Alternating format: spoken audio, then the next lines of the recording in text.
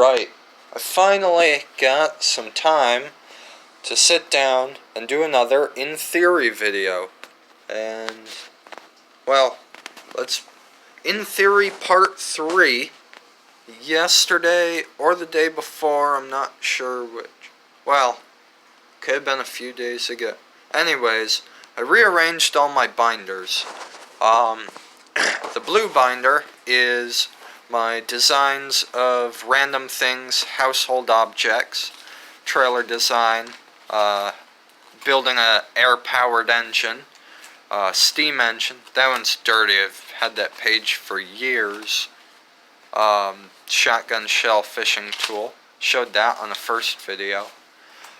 That's a steam engine I made on Microsoft Paint, I think, years ago. I think that was in high school because I built a steam engine in the workshop class. That was the flywheel on how I could change the speeds on it. Slow, medium, low, medium 2, and fast, because the further in the connection rod is, the faster it'll spin. The further out, the slower it spins, because it has more area to travel.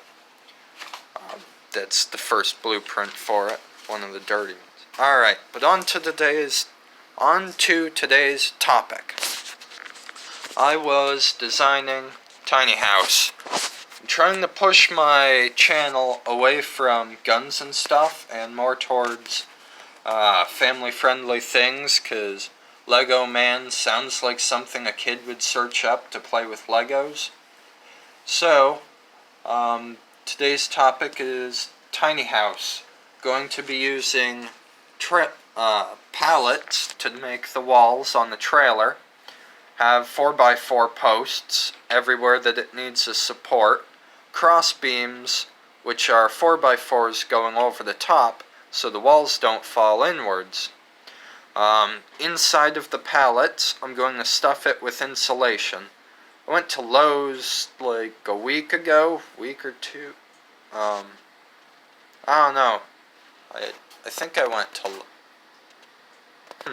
Anyways, at Lowe's they have paneling, like a plywood type thing that's got a glossy layer over it.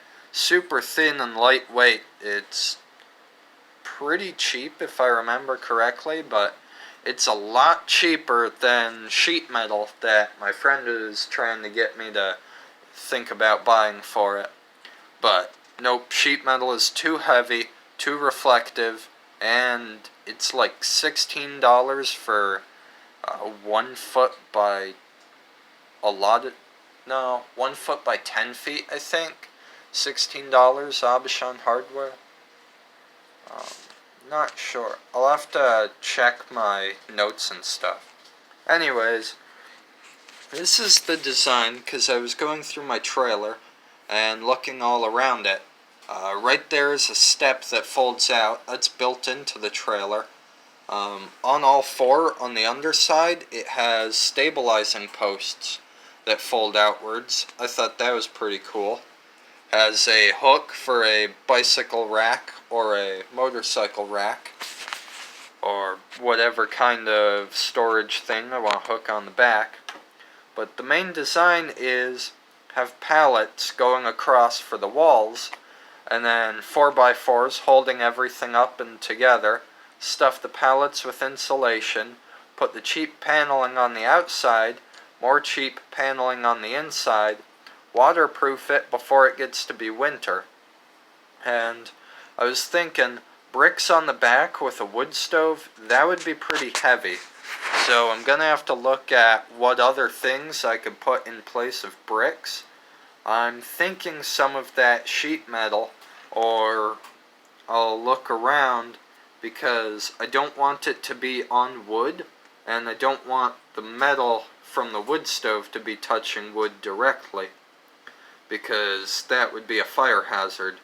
The chimney comes up the back above the roof and faces backwards, so that if I'm driving with it and I know I'm not going to drive it if the fire is still burning, or probably not at all unless I have to.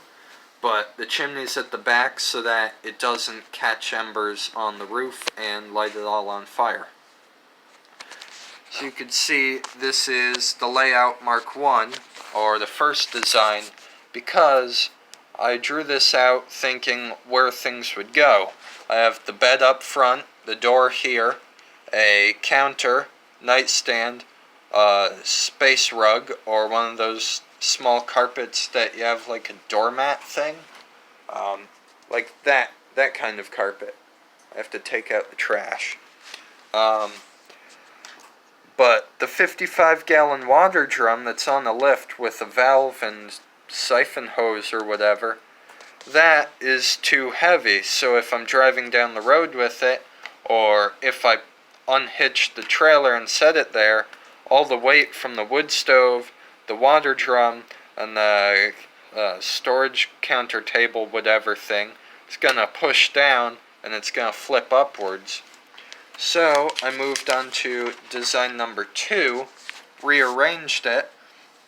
The water drum and the counter are in the front, but I made sure to put the water drum all the way forward so that I get more weight in the front and it won't tip backwards, because there is a post jack stand thing mounted to the tongue of the trailer.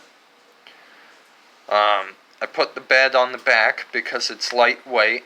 I decided to leave a bit of a bumper there so that I can put stuff on it or use it as a chair. Also to keep more of the weight forward. The door is still going to be there because that's where the built-in steps are. I'm pretty set on putting the wood stove in the back corner. And that's about all for the designs. Just gonna have pallets going across for the walls, stuff them with insulation, paneling on either side, 4x4s for supports, and paneling for the walls. I'm probably gonna use sheet metal for the roof. Not sure, gonna have to look around on Facebook Marketplace, see if anybody has some that they want to get rid of. That's about all for today's in theory video, or design of what I'm doing. Gonna look on Facebook Marketplace, talk with some friends. I know I've got somebody who said they'll give me insulation. I'm not sure if they were joking or if they were serious, but I'll go talk with them tomorrow maybe. I'm not sure. But so far, I've got a bunch of pallets all ready to be mounted on there for the walls. I have to make a door, or find a door on Marketplace, like I said. The whole point of this is I want to do it as cheap as possible, meaning spending barely any dollars. So far, the only expense was buying a trailer, and the guy gave me literally everything you would need for a trailer. Whoops.